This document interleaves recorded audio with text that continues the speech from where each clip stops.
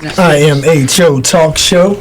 We are here in the building. We got the full staff. You about to catch us in here telling secrets. Yes, Lord. In here lying to each other. Girls talk. Yes, it is. On your cell. Gotta be ready. Like, remember Eric B. and Rakim had the shirts on say paid in full and wonder why the police came? Yeah. Yeah, so we're here. IMHO Talk Show. Thank y'all for staying tuned in. Thank you for listening. Sir Charles. Smack. Razor. AA Ron. And we are here with Miss Tanisha Hudson. Tanisha, it's been a minute, sister girl. Hey, Charlottesville. Black Charlottesville. There you go. So Tanisha, the time has come. The time has come since we last talked to you. It looks like that the premiere. It's time for the premiere this Saturday evening at the Jefferson Theater. Unbroken. Telling the legacy and history of Charlottesville. So just sort of bring us up to speed on, since we've been talking to you, to give us the update on how things came to fruition leading to this weekend. So this has been a long journey. First and foremost, shout out to my team, Sarad, Louis, Lorenzo. Sarad, most importantly, because, we grew up together from dirt, and like we're childhood friends, and I couldn't have picked a better person to help me manifest this vision, right? Like to have somebody that's known you your entire life stand by your side and hold your hand. Like, shout out to him. Can we get some hand claps in the background for him? Mr. Charles. Come on, studio audience. I know you the director and everything, Miss Hudson, but you trying to tell us what to do up in here. But this has been a long journey, a 2-year long journey, and it was really important for me after August 11th. Well, the summer hate in general, and just the whole, post August the 12th, how the media portrayed Charlottesville. And how they portrayed Charlottesville, it made it look like we didn't even exist. Like, we didn't even hold a space. We were nowhere to be found. Like, none of us were out there. And it made me mad. But it made me mad in a way. At first, I had my little spiel of, laying everybody out. And then I had to kind of outgrow that and figure out, okay, you mad, so now what? I remember a basketball coach telling me that when we was losing the game, like, you mad, so what you gonna do?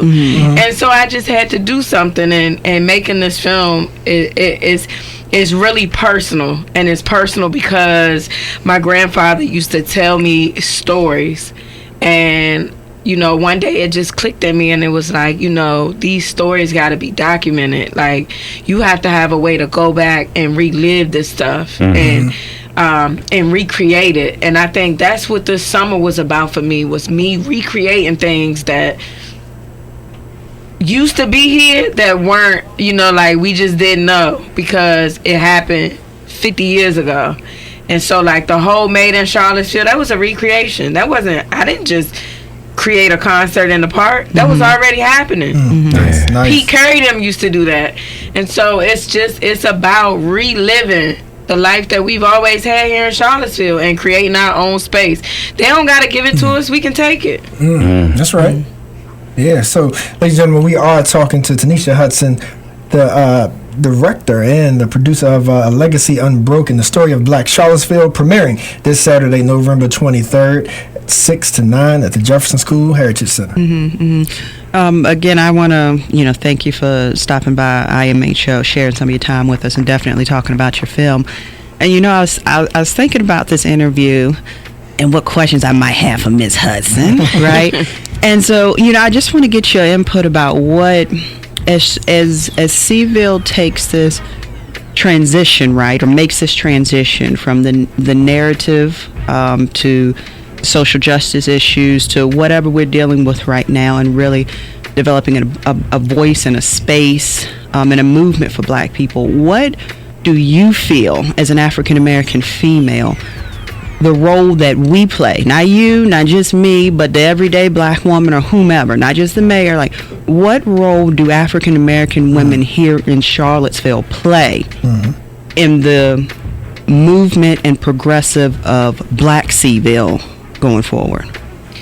So I think our role is the most important. I think we're the front line. We're raising our kids, of course. I think we've always been the front line. I think we've maintained our role since the beginning of time. I think that our black men need to start understanding and respecting that it's okay for us to be on the front lines of the fight. I think that we really need to start saying how we feel. We don't express ourselves enough. I don't think all of us. Some of us, I'm very well known for doing it, but not everybody is like me. And some of us have different, qualities and different leadership skills we can bring to the table. So I could be the face, and somebody else could be the brain, or be the publicist, or be the writer, or be the one to go into the meeting rooms, or the one to come to the radio station. Like, we all have a role, right? And it's about molding and gelling that stuff together and really building a perfect team. Because we have some powerful black women, but we're all in different places and we're all doing different things. But imagine if we were to gel that stuff together and really come together and bring all of that force into one. Man, we would be unstoppable around here. But definitely being heard. I think a lot of people are afraid to be heard around here, and I don't even know why.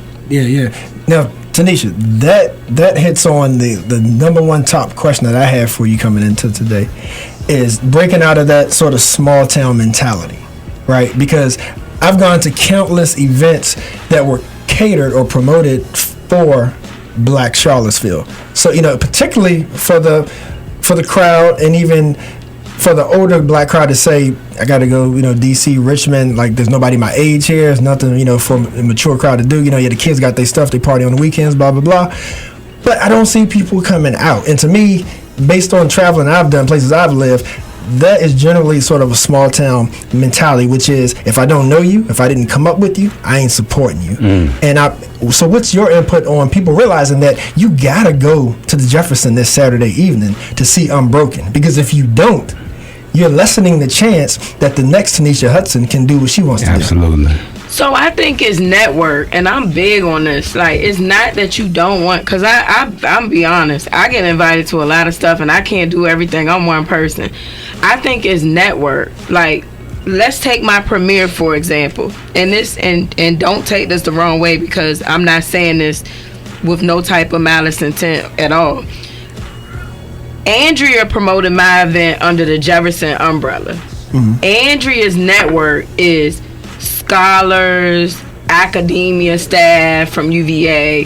So in 4 days, my event was predominantly white. Like, my audience was gonna be predominantly white had I not capped tickets. I had to cap tickets to save space for black people.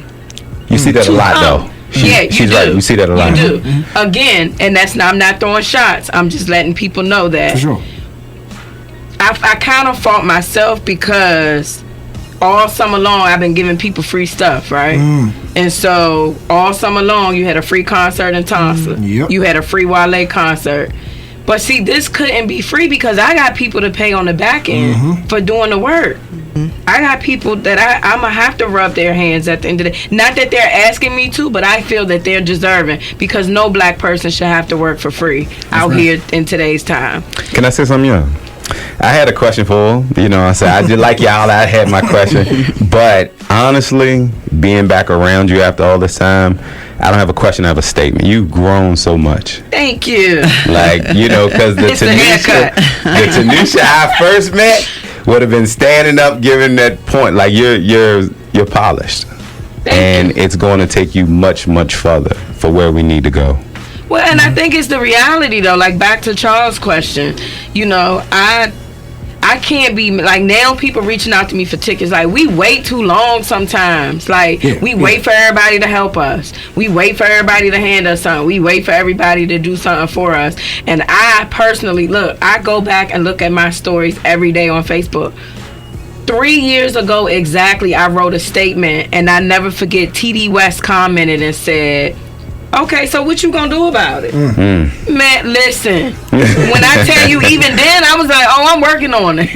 But since then, I can look back and say, I I did everything I told him I was going to do in that post. I created a space for black people. Are you proud of yourself? Very proud of myself. There you go. I created a space for black people. I put local black artists in a position to be, now not that they weren't being acknowledged, but I've given them a platform to be acknowledged, not just in a concert in the park, right? Not just at a concert in the park, but in a film. Like, these people wrote music for me, for my film. You know what I'm saying? So it's about going and taking what we feel we're deserving of. And I feel like I went, look, you called me Robin Hood and then a thief. I went and took that stuff. Like, you gonna give us this. And so, I'm not mad that a lot more black people didn't buy tickets right away, but I don't want to hear anything after Saturday, because everybody had ample amount of time to see when Andrea promoted it versus when I promoted it to get tickets. And it'll be another premiere, yes, and it may be free. You know, maybe I gotta do that. But I just want, we have to start supporting our own way more. And no, you can't do everything. I can't do everything. I'm not asking people to do everything, but this is about us, for us, by us. It ain't polished. It ain't tweaked. It's not whitewashed. Ain't nobody edited oh no, we can't say that. That's not gonna work. If they can buy tickets at Captain America, they can buy tickets to this. Exactly. That's what I was thinking. Now, see, Tanisha, I was thinking. Don't give it away free. The accountability. The accountability. That's the whole point. The only way we can own ours is if we're willing to put our skin in the game. We can go see Cardi B, can't we? So why can't we see Tanisha? Yeah, but I got some people that believe in giving. Then they fall to the wayside. But I got people that believe in, people hitting me I'll buy the whole Paramount so everybody can see it. So if they're gonna offer that, listen, they're gonna do that. Now you're talking my language. If somebody with money is willing to put that forward for the community, because there is a lack of equity. I don't expect people to go broke to support me. I'm not saying that. Don't compromise feeding your family to support my event. No, I'm not asking you to do that. But what I am saying is, this is important, vital history, and we're so untrusting of one another. I went through so much to get people to even interview with me. People don't even know. People wouldn't even give me interviews. And so after this premiere, I guarantee my phone, they're gonna be blowing my phone up oh, I'm ready to give an interview now. And this is the first cut. I mean, I could tweak it a million more times, after this to get it right. You talking 400 years of history tied up into an hour and a half documentary. It's a lot. So why were they reluctant? Why didn't they want to talk to you? Untrusting, being robbed by UVA, different departments at UVA doing the same thing, and then, manipulating the project. I've heard it all. I've heard it all. But I'm glad for the ones that did, help me. Shout out to Ann Carter. Miss Ann Carter is the living legacy in Charlottesville. If it wasn't for her, she actually helped me mold the title to my movie. She talked to me one day for hours and hours and hours and hours and hours, and she basically gave me all the history that I needed, and she molded my title. She don't even know that, but she's the reason why it's titled A Legacy Unbroken. She did that just in a conversation. Hey, Tanisha, it's Aaron. I told her when she walked in, you got that Bruce Leroy glow going on. It's the highlight. It's the highlight. But actually, you kind of touched on exactly what I wanted to ask you, was that obviously you being a creator, being the director and the producer, what was the thing that going through the whole process that was the most, I don't want to say difficult, but the biggest challenge, and the part that you being a creator, you were I didn't know it was like this, Hey, Tanisha, before you answer, let's go ahead and take a break here. And so think about your answer real good, because we got to pay a couple bills, so we're going to let you think about it. Pay our bills. We need the lights on in here. That's right. Thank y'all for staying tuned. We'll be right back, top of this next hour with Tanisha Hudson, Unbroken. IMHO Talk Shows, Sir Charles. Miss Max. Raven. Hey, Ron. Yeah. You are not Sir Charles. That's a real R. Yo, see, Come on, man. What you trying to say, Charles? That ain't even shade. That's just straight blackout. Hey, she's going to make me say it with my chest. No, I actually met him though, and that's why I think you ain't no sir. Lord, Hey, look, I got a bunch of aliases though. So I may got to switch it up. Maybe you got a trademark. I hope you don't know no razor. You can call me out like that. Lord Jesus. Hey, look, On a Sunday. I'm playing. look, black women know how to cut through too. Hey, she told you they were strong. She told you they don't play. She told you to speak on mind. She told you to gotta go here. Sean, you know you my homeboy. Don't do that. Hey, look, You on may the be next Charles, I but like you the ain't Sir jokey Charles. joke. Hey Max, on the next segment, when we announce her name, he gonna say, "This Charles Lewis on the radio." He done grew from on the air. he done grew from the executive. I mean, one of the executive members of NAACP, Charles Lewis, to Sir. Sergio, yes sir. Ain't no fun when the rabbit got the gun, is it, Charles? That's the truth. Moving along. So yeah, we are back with Tanisha Hudson, and Aaron has a question for you. Yeah, appreciate it. Ask me right, Aaron. I'm gonna lose Aaron. You might want to lose before you ask questions. I'm just saying. It's crazy. Nah, but I was just wanting to ask Tanisha about, just going through the whole, obviously, the production and directing and everything. The part of it, even in just the process, that was like the most difficult, the most tedious. The thing you saw, you was like, wow, I didn't know it was going to be like this. I think the hardest part, as I stated earlier, was like fitting everything into about an hour and a half. And then learning along the way. I had to learn. Look, you can consider me a filmmaker now, but I'm not a filmmaker, right? Like, I had no experience before.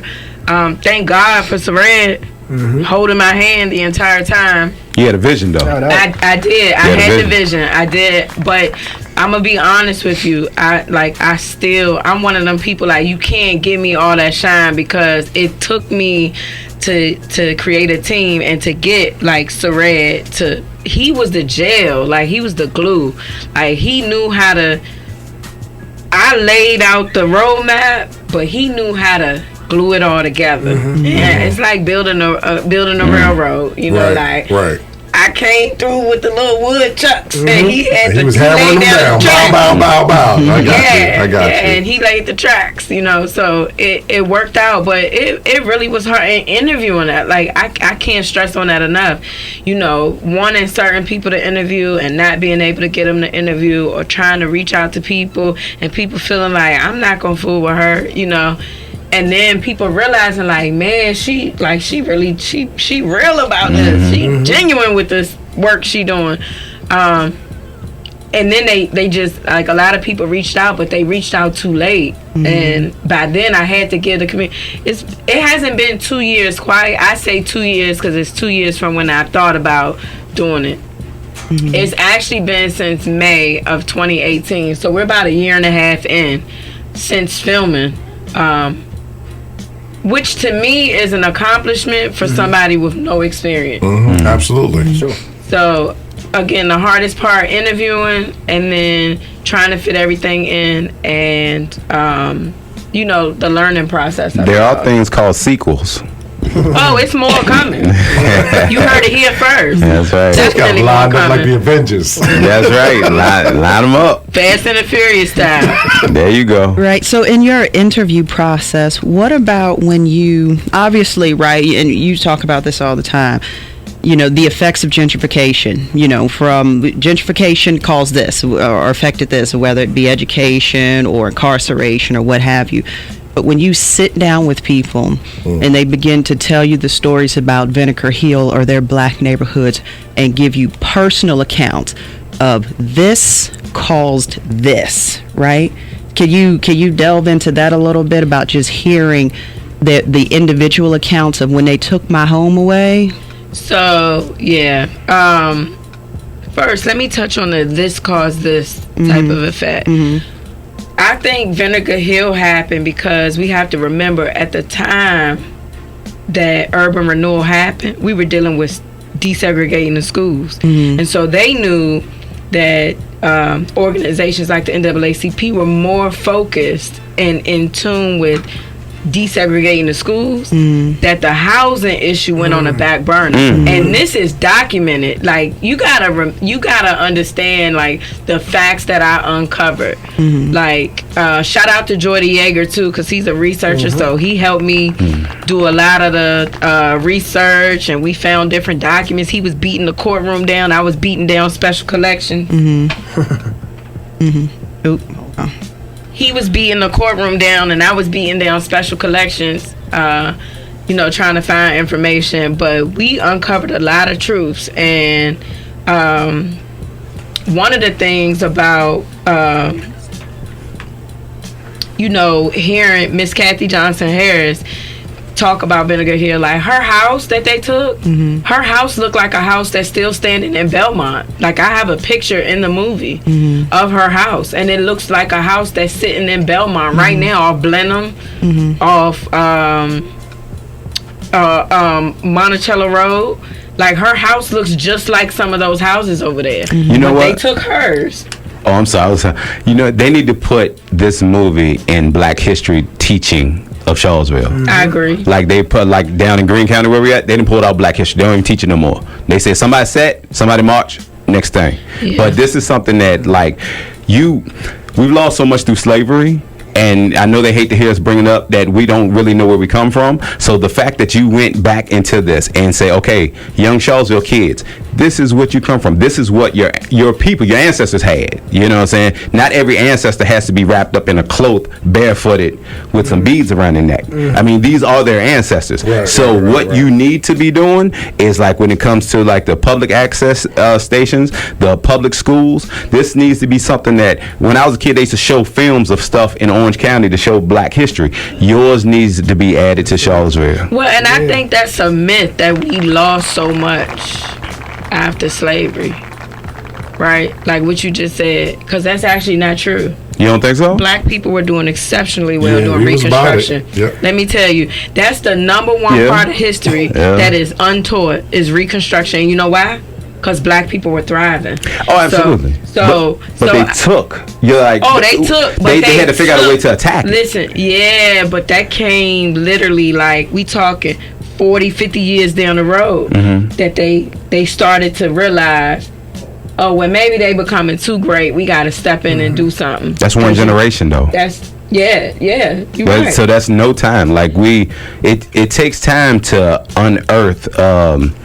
Charles, what's the word? Not support system, like your foundation, your infrastructure. Your infrastructure. Right. If they were able to dismantle our infrastructure by fire, Toulouse, North Carolina, and by making it so that, okay, we're going to turn prison systems back into modern slavery in one generation, and we still, in all that time, haven't been able to get back what we once had. Well, like, it's crazy to me. That's why I said your stuff is important. The new form of it is policy. The new form of it is zoning policies.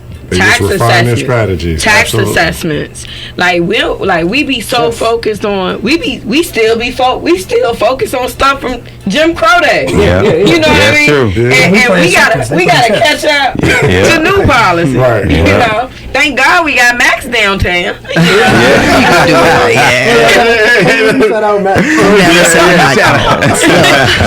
Max, oh Lord, you gonna have him come up for me now, Jesus. We got you back. So Tanisha, thank you for joining us. We just have a couple minutes left with you, but just in closing, what do the people need to know leading into this Saturday? So this is my premiere. This is it. This is my first premiere, so this is not the only premiere. If you miss it, I apologize in advance. Charge it to the game, not to me. There will be another premiere. There are 30 extra tickets at the door. First come, first serve. If you're really interested in seeing it, get there early. I would love for more of us to be in the room. Absolutely. But if we're not, then hey, I get it. This is for us, by us, and it's not edited, it's not tweaked, it's not ripped apart, it's not made to suit, it's not made to make other people feel good. You know, it's about making us feel good. And you know, if some of the people that I interview step on a couple people's toes, oh well, so be it. You know, at this point, this is about enhancing our own and uplifting everything that we had and preserving it. Like, that's really what it's about, is preserving it. And I'm not gonna say that I was the first to do it. Somebody else may have done it before me, but I think that I'm gonna be the first to to actually do it and preserve it in a way that we vault this type of history, and that we really, you know, share it to the world, but take really good care of it and not let it get in the hands of the wrong people. I'm proud of you. All right. Amen. Hey. Charles got a special song for you too when Max wrapped this thing up. Yeah, I mean, I think I want to ask, what's the legacy, my sister? Like, you writing it every day. You get up telling the world what they doing wrong, and you go to bed telling them what they doing wrong. You know what I'm saying? You just always on it. That's right. You always on it, and we appreciate it because, like you said, the fight takes all types. And I think we all glad that you in it. So, what's the legacy? What are you trying to leave behind? Hey, it gotta continue. What I leave behind is for everyone to know about us. Like, we know about everybody but ourselves. So it's time for us to know about ourselves and know how great we were. I think if we can see more positive images of being black, because it's so easy to see us in a negative light, but if we can see more positive images, then I think that we'll have better outcomes on every level. And so the legacy is just to provide that positive image to the world and to let people know, like, black people are here in Charlottesville. So all that media, all that mass media that was here for 2017, we're gonna need y'all to run it on back and come on back and run this story and put it out to the world, so we can definitely change the narrative of the world, because black people been doing great things here, been doing it, still doing it. Hey, I'm doing what somebody else did already, and proud to say that, you know, I basically modeled the style of other people before me. And so hopefully we can get it out to the world, and I hope every city, every black city in America wants to do the same thing, and maybe they'll call me. Who knows? It might be a new career for me. That's right. That's right. All right. Speaking into existence. A Legacy Unbroken screening going down this Saturday. 6 o'clock? What time? 6 o'clock, Jefferson School. Doors open at 5:30. All right. Go out. See it. Tickets are limited. 30 tickets at the door. First come, first serve. Be there.